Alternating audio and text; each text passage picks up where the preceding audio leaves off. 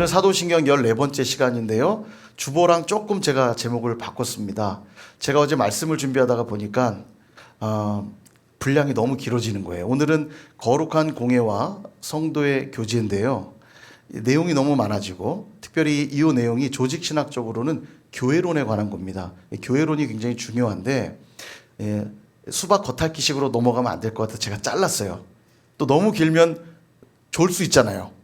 좀 무더운 여름에. 그래서 제가 반으로 잘랐습니다. 그래서 오늘은 거룩한 공예를 믿습니다. 이런 제목으로 앞에 고백만 오늘 먼저 떼어서 살펴보도록 하겠습니다. 우린 지난주에 성령을 믿사오며 이 고백을 살펴보았습니다. 그리고 그 이후의 고백들, 거룩한 공예와 성도가 서로 교통하는 것과 죄를 사하여 주시는 것과 몸이 다시 사는 것과 영원히 사는 것을 믿사옵나이다의 고백들은 다 성령의 사역으로 이어지는 것이라고 그렇게 말씀을 드렸죠. 그만큼 성령의 사역이 빼서도 안 되고 빠질 수도 없는 너무나 중요한 사역이라는 걸 우리는 기억할 필요가 있습니다. 마치 바람은 우리 눈에 보이진 않지만 나뭇가지가 흔들리는 걸 보면서 바람의 존재를 인식하고 또 우리 피부에 시원하게 닿는 느낌들을 통해서 바람이 존재하고 바람이 있다는 걸 우리가 인식하는 것처럼 성령이 우리 안에 거하시는 것을 통해서 성령이 우리 안에 거하심으로 우리는 무엇을 알 수 있냐면 구원을 느낄 수 있고요. 그래서 구원의 확신을 가지고 살아갈 수 있습니다. 그리고 영생을 맛보게 되고요. 또 하나님의 성품의 열매를 맺으면서 하나님을 닮아가는 것입니다. 그래서 성령은 우리 눈에 보이진 않지만 우리 안에 그러한 성령으로 인하여 느껴지는 영적인 느낌들을 통해서 우리는 하나님을 더 깊이 알아가고 하나님의 사람들로 변해가는 거죠. 그러니 우리는 성령을 사모할 수밖에 없고 사모해야만 합니다. 늘 그분으로 충만하기를 구하셔야 되고요. 그분의 인도하심에 내 마음과 내 생각과 내 삶을 다 맡길 수 있어야 될 것입니다. 그렇게 살아가는 저와 여러분 되시기를 축원드립니다. 오늘은 그 성령의 사역의 가장 중요한 사역인 그 다음 고백을 이제 보게 되는 것인데요. 그 다음 고백이 뭐냐면 거룩한 공예와입니다. 거룩한 공예와. 교회론이라고 말씀드렸죠. 너무너무 중요합니다. 이 교회론은 성도들에게 조직신학의 여러 파트 중에 신론, 인간론, 종말론, 기독론, 구원론 여러 조직신학의 교리 중에 그래도 성도들에게 가장 유익하고 가장 필요한 것 하나를 꼭 굳이 뽑으라고 한다면 저는 이 교회론을 뽑고 싶어요. 너무 중요한데요. 이 거룩한 공예라는 말은 세 등분으로 나눌 수 있습니다. 거룩한, 그 다음에 그 다음에 교회. 이렇게 세 등분으로 나눌 수 있어요. 그 설명을 좀 드릴 텐데 먼저 교회라는 말을 좀 살펴보고자 합니다. 여러분 교회 하면 가장 먼저 떠오르는 이미지는 무엇입니까? 건물이 먼저 떠오르죠. 선일교회에 건물이 떠오르고 무슨 교회 건물이 떠오르지만 사실 이 건물은 교회가 아닙니다. 엄밀히 말하면 교회가 아니라 교회당, 예배당입니다. 건물이라는 거죠. 건물. 교회가 있는 건물, 예배를 드리는 건물. 그래서 엄밀히 말하면 교회를 이 건물을 가리켜서 성전이라 이름하지 않습니다. 성전은 건물이 아니거든요.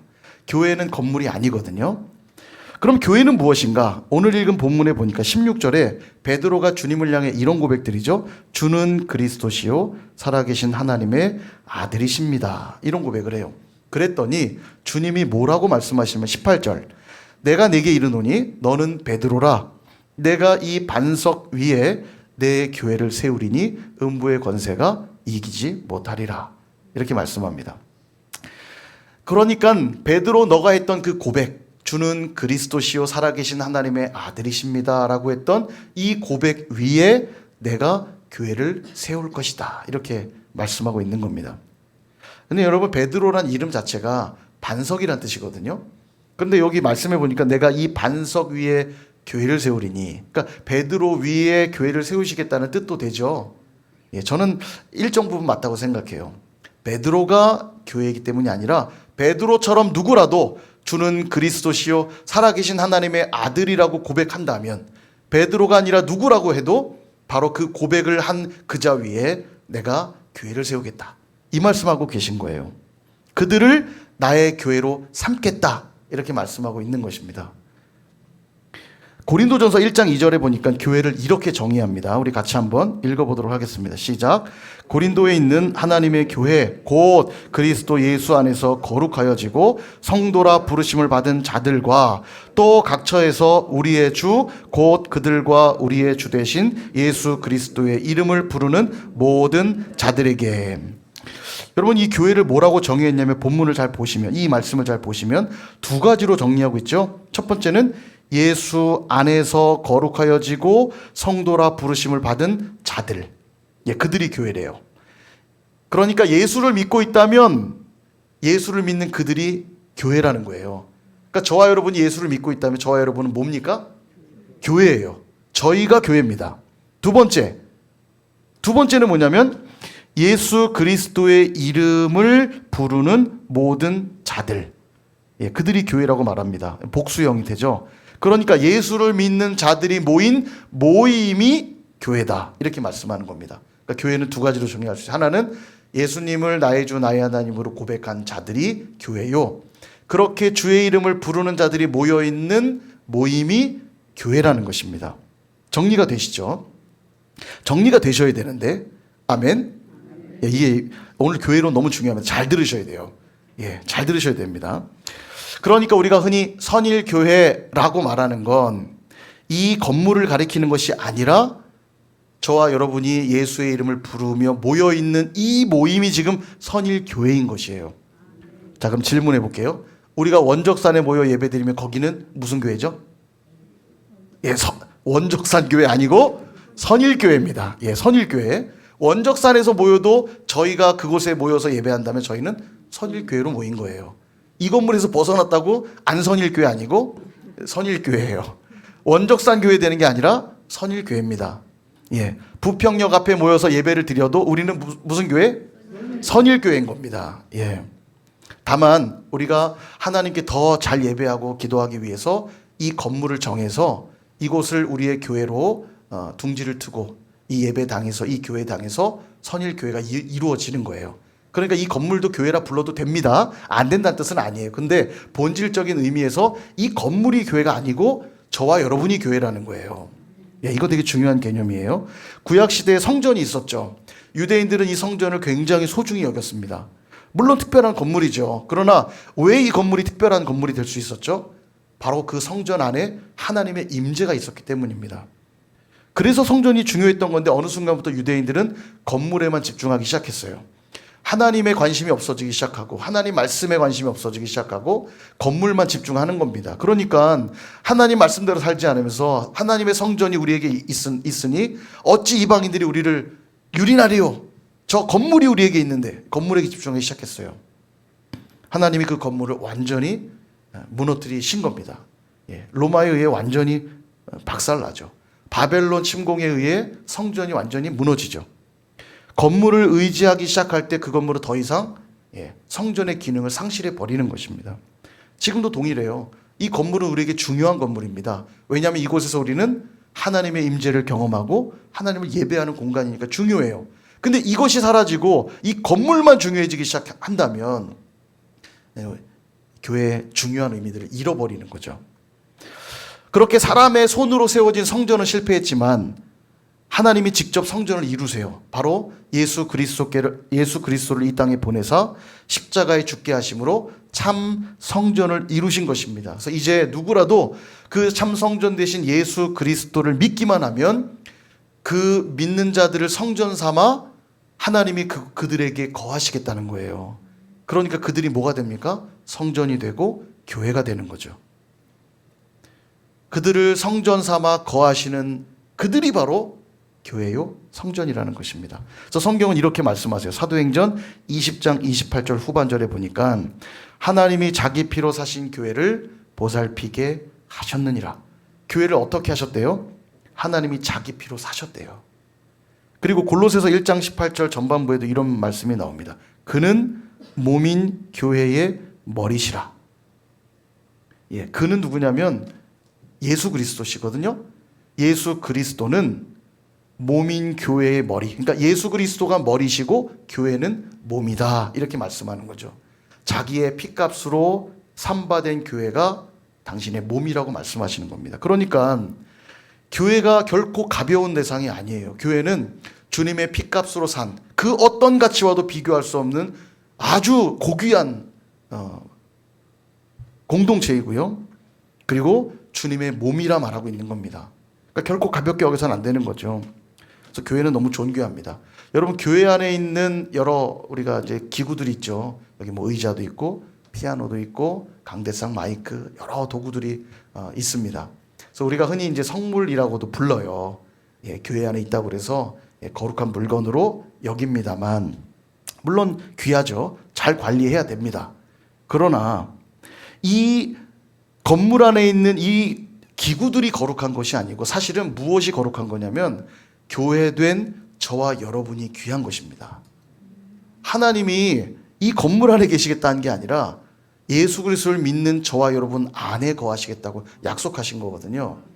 여러분들을 구원하기 위해 피를 흘리신 것이고요. 지금도 당신의 몸으로 삼고 계신 거예요. 이게 너무 중요합니다. 근데 이걸 거꾸로 할 때가 많아요.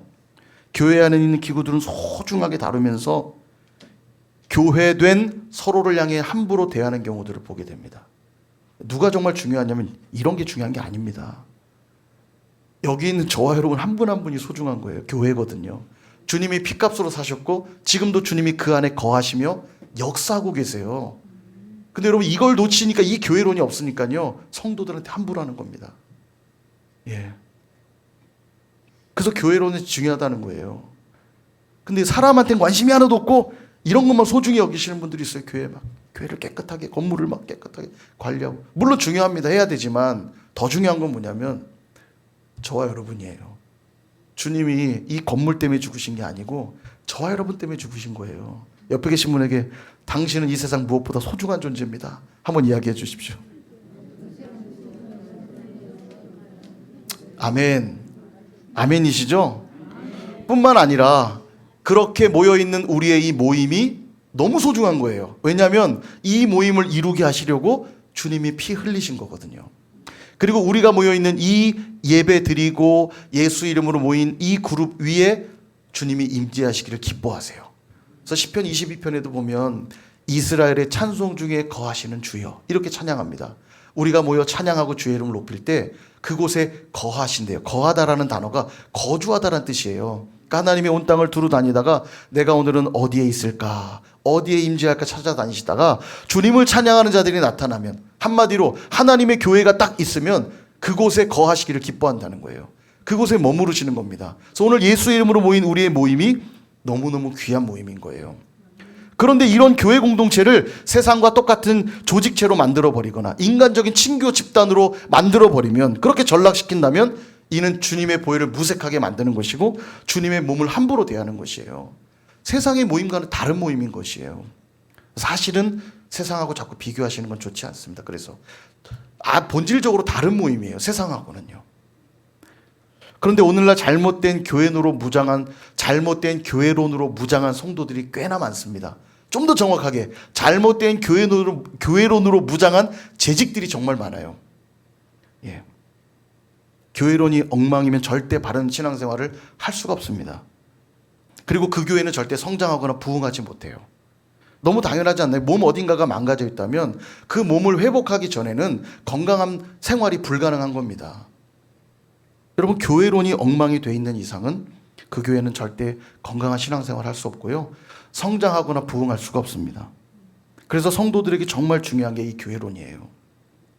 성경적 교회론을 제대로 잡아두지 않으니까 세상 사업체 운영하듯이, 직장 생활을 하듯이, 학교를 다니듯이, 솔직히 때로는 그보다 더 못하게 신앙생활을 하는 것입니다. 주님이 피 흘려서 만든 이 거룩한 교회를, 이 세상 그 어떤 가치보다도 존귀한 이 교회를 가볍게 여기는 거예요. 직장생활 하는 것부터 못하게, 학교 다니는 것만도 못하게 그렇게 신앙생활을 하는 겁니다. 이게 다 잘못된 교회론으로 철저하게 무장하고 있기 때문이에요. 그러니까 교회의 어떤 중요한 결정들일 때 하나님 말씀이 뭐라고 말씀하시는가 듣고 내 생각과 달라도 아멘 순종하며 나가야 되는데, 그게 아니라 회사 운영할 때 그 원칙과 원리들 가지고 적용합니다.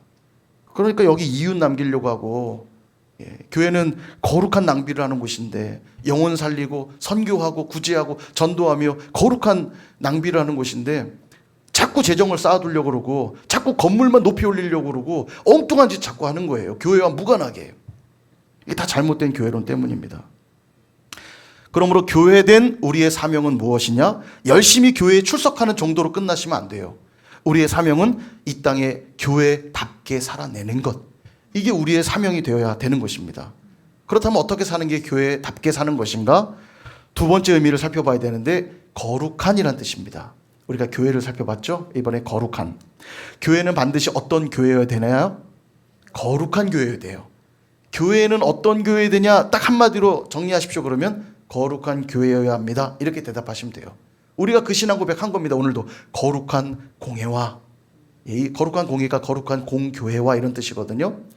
교회는 거룩한 교회에 돼요. 이 거룩하다는 뜻이 뭐냐면 성경에 나오는 히브리어 헬라어의 원어의 의미는 구별하다라는 뜻입니다. 이 거룩하다는 뜻이요, 구별하다. 그래서 교회라고 하는 헬라어 단어가 에클레시아예요. 에클레시아. 이 에클레시아는 에크라고 하는 무엇 밖으로, 클레오라는 단어가 합성돼서 불러내다라는 얘기거든요. 무엇 밖으로 불러내다. 그러니까 교회는 뭐냐? 무엇 밖으로 불러낸 자들, 부름받은 자들, 이런 뜻이에요. 우리가 어디에서 불러낸 자들입니까? 세상 가운데서, 죄악 가운데서 불러낸 자들이 교회예요. 마치 애굽에서 노예 생활하던 그 이스라엘 백성들을 하나님 불러내셔서 당신의 백성 삼으신 것이 바로 구별, 그게 거룩의 의미인 것입니다. 하나님의 첫째 되는 성품이 뭐냐면 거룩이죠. 하나님은 거룩하신 분이세요. 이걸 풀어보면 창조주 하나님은 피조물과 구별되는 분이십니다 라는 뜻이에요. 피조물은 절대로 범접할 수도 없는 분이십니다 라는 뜻입니다. 그리고 그 하나님이 우리에게 뭐라고 하시냐면 교회된 우리를 향해 내가 그렇게 거룩하니 너희도 거룩할지어다, 이렇게 말씀하세요. 그 말은 너희도 세상 속에 살면서 세상 사람들 같이 살아선 안 되고 세상 사람들이 어떤 차원에서 범접할 수 없는 그런 존재들로 살아가라 말씀하고 있는 것이에요. 좀 더 구체적으로 거룩하다는 것이 무엇이냐? 우리가 거룩 그러면 장엄하고 엄숙하고 이런 분위기만 떠올리지만 진짜 거룩의 의미는 그런 것이 아닙니다. 출애굽기 3장에 보면 모세가 호렙산에 올라가 불타는 가시떨기 앞에 하나님을 만나며 소명을 받는 장면이 등장해요. 그리고 하나님이 그에게 이렇게 말씀하십니다. 네가 선 곳은 거룩한 땅이니 내 신을 벗으라, 이렇게 말씀하세요. 여러분, 그 땅은 어떤 땅이냐면 모세가 40년간 그 미디안 광야에서, 호렙산은요 앞마당 같은 곳입니다. 계속 양을 데리고 그 산에 올라가 양을 치고 늘 40년간 한결같이 밟았던 땅이에요. 결코 새로운 땅이 아닙니다. 가시떨기, 수없는 가시떨기를 보면서 생활했어요. 근데 어느 날 그 불타오르는, 그리고 사라지지 않는 가시떨기를 보고 있는데 하나님의 음성이 들립니다. 네가 선 곳은 거룩한 땅이니 너의 신을 벗으라. 여러분, 그 땅이 왜 거룩해졌을까요? 40년간 늘 밟았던 땅인데 왜 하나님이 그 땅이 거룩한 땅이라 말씀하고 있을까요? 바로 하나님이 그곳에 임재해 계시기 때문입니다. 하나님이 임재하셨기 때문에 그 땅이 거룩한 땅이 된 것이에요. 이게 중요한 겁니다. 우리가 거룩한 교회가 됐다는 의미가 뭐냐면 늘 하나님의 임재 가운데 사는 존재가 되었다는 말이에요. 그러니까 내가 오늘 집에 있든 내가 회사를 가든 사업을 하든 공부를 하든 선일교회 예배당에 앉아있든 오늘 내가 거룩한 교회가 될 수 있음은 하나님의 임재가 내 안에 있기 때문인 것입니다. 다시 말해 하나님의 임재 안에서 내가 살아가고 있다면 나는 어떤 교회예요? 거룩한 교회인 것입니다. 그러니 늘 그분을 의식하며 살아갈 때 우리는 거룩한 교회가 되는 것이에요. 세상과 구별된 자들로 살아가는 겁니다. 먹든지 마시든지 무엇을 하든지 하나님의 영광을 위하여 하라. 이 말씀이 바로 그겁니다. 먹든지 마시든지 무엇을 하든지 늘 하나님 앞에서 하라는 거예요. 먹을 때도 하나님 앞에서 먹고 마실 때도 하나님 앞에서 마시고 그리고 무엇을 하더라도 하나님 앞에서 하라. 코람데오죠, 이게. 하나님 앞에서의 신앙, 코람데오. 누가 볼 때는 교회처럼 사는 것 같다가 누가 안 보면 안 교회처럼 살고, 교회 건물 안에 들어왔을 때는 교회처럼 말하고 행동하다가 건물 밖을 나서면 안 교회처럼 말하고 행동하고, 주일에는 교회답게 살다가 회사 가서는 다른 사람이 될 수 없다는 이야기예요. 하나님이 지금 내 앞에 계시다면 과연 나는 이 말을 할 수 있을까? 우린 늘 이 고민을 해야 되는 겁니다. 하나님이 계시든지 말든지 막 말을 막 뱉어내고 부정적인 말, 비난의 말, 미움의 말, 원망의 말, 불평의 말, 하나님이 앞에 계시다면 여러분 하실 수 있으시겠습니까? 한번 상상해 보세요. 하나님이 아니라 대통령이 앞에 와도 대통령 뭐 요즘 하는 게 마음에 안 들어? 그러면 말씀하실 수 있으시겠어요? 못하잖아요. 말 한마디 한번 조심스럽게. 만나 뵙게 되어 영광입니다. 평소에 안 쓰던 말 쓰면서. 그죠? 이런 말 안 쓰는데. 잘 부탁드립니다. 늘 그렇게 살아야 된다는 겁니다. 주님의 임재가 늘 내 앞에 있다면 가정에서 나의 행동들이 어떠한지, 회사에서 사업하면서 공부하면서 교회에서 지체들을 만나면서 늘 내 앞에 계신 분은 누구예요? 하나님이셔야 한다는 겁니다. 그게 거룩의 의미예요. 그래서 우리가 늘 서 있어야 될 자리는 어디냐면 하나님의 존전입니다. 교회 건물에만 하나님이 계신 것이 아니고 하나님은 내가 교회이기 때문에 내가 어디를 가든 하나님이 나와 함께하고 계신 거예요. 늘 그분을 의식하며 사는 그들이 바로 거룩한 교회라는 겁니다. 그런데 만약 하나님이 없는 자처럼 살고 있고 하나님과 관계 없는 자처럼 살고 있다면 교회답게 살아내지 못하는 거죠. 아니 어쩌면 교회라고 말할 수 없는 겁니다. 그래서 교회답게 사는 것의 또 다른 의미를 살펴본다면 세 번째 의미를 보셔야 돼요. 이 공이라는 단어입니다. 공. 옆에 이제 단어를 좀 제가 첨부해 뒀는데요. 한자는 공공할 때 공자의 의미죠. 그리고 영어로는 캐톨릭이라고 합니다. 캐톨릭. 캐톨릭이라고 하니까 우리 천주교회를 먼저 쉽게 떠올릴 수 있는데 그런 의미는 아니고요. 이 공회, 우리가 사도신경 할 때 거룩한 공회와 이 공회라는 말은 공교회라는 말이거든요. 공교회라는 말인데 이 공의 의미가 뭐냐면 캐톨릭, 그러니까는 말하자면 보편적 교회라는 뜻이에요. 좀 어렵죠? 설명을 좀 쉽게 드릴게요. 쉽게 설명드리면 이런 거예요. 보편적이고 우주적이다. 저 캐톨릭을 그렇게 해석할 수 있거든요. 보편적, 우주적. 그 말의 뜻이 뭐냐면 교회는 창세전부터 하나님이 계획하셨고 그래서 앞으로도 영원할 것이다 라는 뜻이에요. 보편적이란 말은 일시적으로 급해서 필요해서 도입된 게 아니라 하나님은 창세전부터 교회를 설계하셨고 계획하셨고 작정하셨고 그래서 교회를 세우셨으며 그러므로 이 교회는 영원할 것이다 라는 뜻이 보편적이고 우주적이라는 뜻이에요. 이게 캐톨릭의 의미입니다. 천주교회가 카톨릭이라고 그러잖아요. 이 이름을 잘 썼어요. 그래서 사실 정확히 말하면 카톨릭 교회를 말할 때는 로만 캐톨릭이라고 부릅니다. 공식적인 명칭이 로만 캐톨릭이에요. 로마 카톨릭. 로마 카톨릭이 천주교회고요. 일반적으로 성경이 말하는 교회의 의미가 캐톨릭 처치입니다. 캐톨릭 처치. 보편적이고 우주적인 교회. 조금 말이 어렵지만 이해는 가세요? 창세전부터 계획하셔서 이 교회는 영원하다는 의미예요. 보편적이고 우주적이다. 그러니까 예수님 오신 이후에만 교회가 있던 게 아니라 예수님이 오시기 전에도 교회는 존재했다는 거예요. 그럼 구약은 뭡니까? 구약엔 교회가 없지 않았나요? 질문할 수 있겠죠. 근데 그렇지 않다는 겁니다. 엄밀히 말하면 구약의 성도들도 다 교회의 구성원들이었다는 거예요.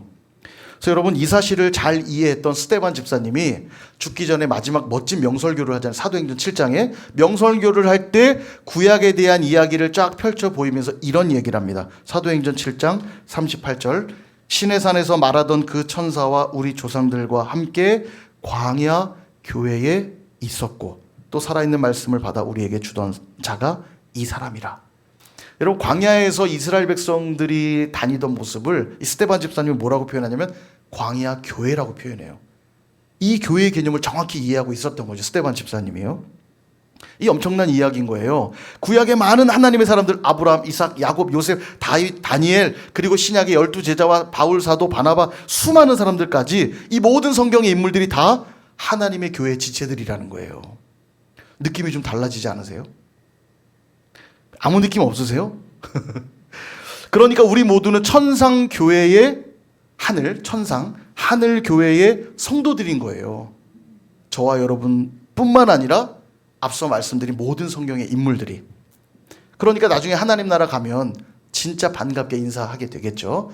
우리보다 앞선 분들이니까 다 엘더라고 보고요. 장로라고 한번 이름을 붙여볼게요. 아브라함 장로님, 이삭 바칠 때 느낌이 어떠셨어요? 진짜 쉽지 않으셨죠?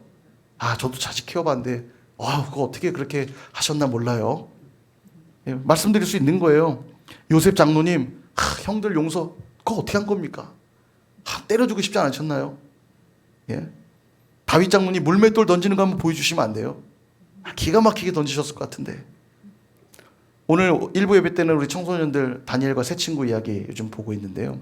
사드락 메삭 아벳느고 이 세 친구가 풀무불에 던져진 이야기였습니다. 풀무불에 던져질 때 그때 느낌이 어떠셨어요? 베드로 사도님 정말 십자가에서 순교할 때 나는 주님처럼 달릴 수 없다며 거꾸로 달리신 게 정말 맞나요? 저 너무 궁금했어요. 바울 사도님 어때요? 선교 여행할 때 어떤 게 제일 힘드시던가요? 여러분 이런 거 이야기할 수 있는 거예요. 그래서 여러분 교회는 유형교회와 무형교회로 나누거든요. 유형교회는 뭐냐면 지금 우리가 모인 이 지상의 교회가 유형교회입니다. 그러니까 선일교회는 유형교회인 거예요. 그러나 오늘 예수 그리스도의 이름으로 모인 저와 여러분 그리고 모여있는 이 모임은 무형교회인 겁니다. 이 교회는 영원히 사라지지 않아요. 유형교회는 역사 속에 사라지기도 합니다. 우리가 알다시피 요한계시록에 있는 7 교회들 다 사라졌죠. 지금은 가면 교회 터만 남아있잖아요. 영광스러운 교회 터만 남아있습니다. 거기엔요 사도들이 직접 목회했던 에베소 교회도 있었고요. 그 사도들의 제자였던 속사도들이 목회했던 교회들이 즐비했지만 그 유형교회들은 역사 속에 사라지기도 했거든요. 그러나 여전히 예수를 나의 주 나의 하나님으로 고백하며 교회된 저와 여러분이 여전히 있잖아요. 이 무형교회는 영원한 겁니다. 선일교회도 언젠가 사라질지도 몰라요. 유형교회니까. 바라기는 안 사라지기를 축복합니다. 영원하진 않아도 오랫동안 하나님의 영광을 선포하는 교회 되기를 축복합니다. 근데 보니까 한 50년 지나면 다 부패하더라고요. 유형교회들이 참 안타깝습니다. 변질돼요. 선일교회는 그러지 않기를 원하는데 여하튼 유형교회들은 역사 속에 사라지기도 하지만 무형교회는 영원합니다. 왜냐하면 이 교회의 뿌리를 하늘에 두고 있기 때문입니다. 씨가 마를 수가 없어요. 교회의 뿌리가 하늘에 박혀 있기 때문에 이 캐톨릭 처치, 보편적이고 우주적인 창세전부터 계획되어 이 세상의 종말 때까지 계속될 이 교회는 천상의 뿌리를 두고 있기 때문에 절대 사라지지 못한다는 것입니다. 그래서 계시록 21장에 보면 마지막 날 새하늘과 새 땅이 펼쳐질 때 어떤 환상을 요한이 보게 되냐면 하늘에서부터 거룩한 성 새 예루살렘이 하늘에서 내려오는 걸 보게 돼요. 여러분 예루살렘은 영광스러운 도시입니다. 예루살렘이 영광스러운 도시가 될 수 있음은 예루살렘 안에 성전이 있기 때문이에요. 그런데 새 예루살렘이 내려오니까 그 안에 뭐가 있어야 됩니까? 새 성전이 있어야죠. 요한이 그걸 기대하고 봤는데 성전이 없는 거예요. 막 웁니다. 성전이 왜 없는 거지? 새 예루살렘의 영광스러운 새 예루살렘이 탁 하늘에서 내려오는데 성전이 없는 거예요. 근데 하나님이 딱 보여주십니다. 성전이 누군가 봤더니 전능하신 하나님과 보좌에 계신 어린 양이 성전이시더라. 다시 말하면 예수 그리스도께서 성전이시라는 거예요. 그러니까 예수님이 새 예루살렘의 도성의 성전으로 계시는 겁니다. 그러면서 뭐라고 계시록 21장 2절을 말하냐면 또 내가 보매 거룩한 성 새 예루살렘이 하나님께로부터 하늘에서 내려오니 그 준비한 것이 신부가 남편을 위하여 단장한 것 같더라.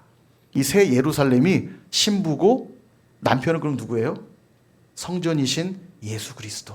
그분이 신랑 되신 남편인 겁니다. 그러면 새 예루살렘이 뭘 말하는 걸까요? 교회를 말하는 거죠. 천상 교회가 하늘로부터 이 땅에 내려오는 거. 마지막 날 새하늘과 새 땅이 펼쳐질 때 천상에 있는 그 완성된 하나님의 교회가 이 땅에 내려오는 거예요. 이게 놀라운 것입니다. 교회가 하늘에 뿌리를 두고 있기 때문에 사탄이 지금도 그 교회를 흔들어 놓으려 하고 말라 없애보려고 애써보지만 결코 교회는 무너지지 않는 거예요. 왜냐하면 하늘에 뿌리를 두고 있기 때문에. 사탄은 지금까지 2000년 넘도록 수많은 교회를 박해하고 핍박해 왔습니다. 무너뜨리려 애써 왔습니다만 교회는 결코 무너지지 않았고 지금까지 하나님의 교회는 힘차게 뻗어나가고 있는 거예요. 물론 유형교회들은 사라지기도 했지만 하나님의 이 무형교회, 보편적이고 우주적인 이 캐톨릭 처치, 공교회, 이 거룩한 공교회는 지금도 여전히 새하늘과 새 땅에 이루실 마지막 날 그 시간들을 향하여 힘있게 계속 뻗어나가고 있는 것입니다. 앞으로도 교회를 박해하는 일들이 계속 있을 거예요. 교회는 저와 여러분 아닙니까? 사단은 여전히 저와 여러분들을 향해 교회를 무너뜨리려는 시도들을 해나갈 것이에요. 그러나 보편교회, 우주적 교회, 하나님이 세우신 교회는 사라진다? 안 사라진다? 사라질 수 없는 겁니다. 주님을 붙들고 있는 한 그 교회는 영원한 것이에요. 그러므로 교회를 자신의 줄을 세워 사람의 조직체로 만들려고 하거나 사업을 운영하듯 관리하려고 하거나 인본주의적인 교제장으로 전락시키는 건 심각한 죄가 되는 것입니다. 이게 바로 거룩한 공예를 믿는다는 고백이고요. 풀어 말하면 거룩하고 보편적인 교회를 믿습니다 라는 뜻이에요. 이제 말씀을 정리하려고 합니다. 사랑하는 여러분, 오늘 우리는 거룩한 교회를 믿습니다라는 고백을 살펴봤어요. 거룩하고 보편적인 교회를 믿는다는 이 고백은 하나님의 교회는 하늘에 뿌리를 두고 있습니다 라는 고백과 다르지 않습니다. 쉽게 말해 하늘에 본점이 있다면 이 땅에 지점이 있다는 말이에요. 우리가 지금 출장 나와 있는 지점들인 겁니다. 믿으시길 축복합니다. 그리고 언젠가 우리는 본점으로 돌아가게 될 거예요. 그래서 저와 여러분이 거룩한 공예를 믿습니다라고 고백했다면 그 고백은 이런 뜻이 되는 겁니다. 이 지상의 교회가 천상의 교회를 드러낼 수 있도록 힘쓰겠습니다. 이렇게 말하는 거예요. 마지막 날 천상교회가 하늘에서부터 내려올 그날까지 우리는 거룩한 교회로 살아내겠습니다 라는 고백을 드리고 있는 것이에요. 히브리서 11장 40절에 이런 말씀이 있습니다. 우리 같이 한번 읽어볼까요? 시작. 이는 하나님이 우리를 위하여 더 좋은 것을 예비하셨은즉 우리가 아니면 그들로 온전함을 이루지 못하게 하려 하심이라.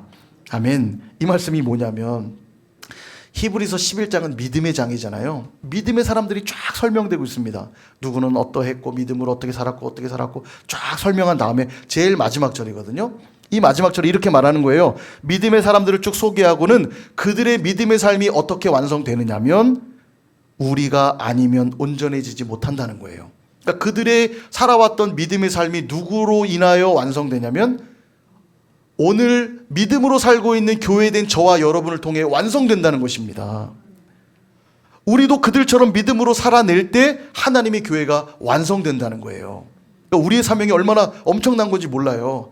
아브라함, 다윗, 다니엘 이분들이 이뤘던 그 믿음의 삶을 누가 완성하는 거냐면 오늘 저와 여러분이 완성하는 겁니다.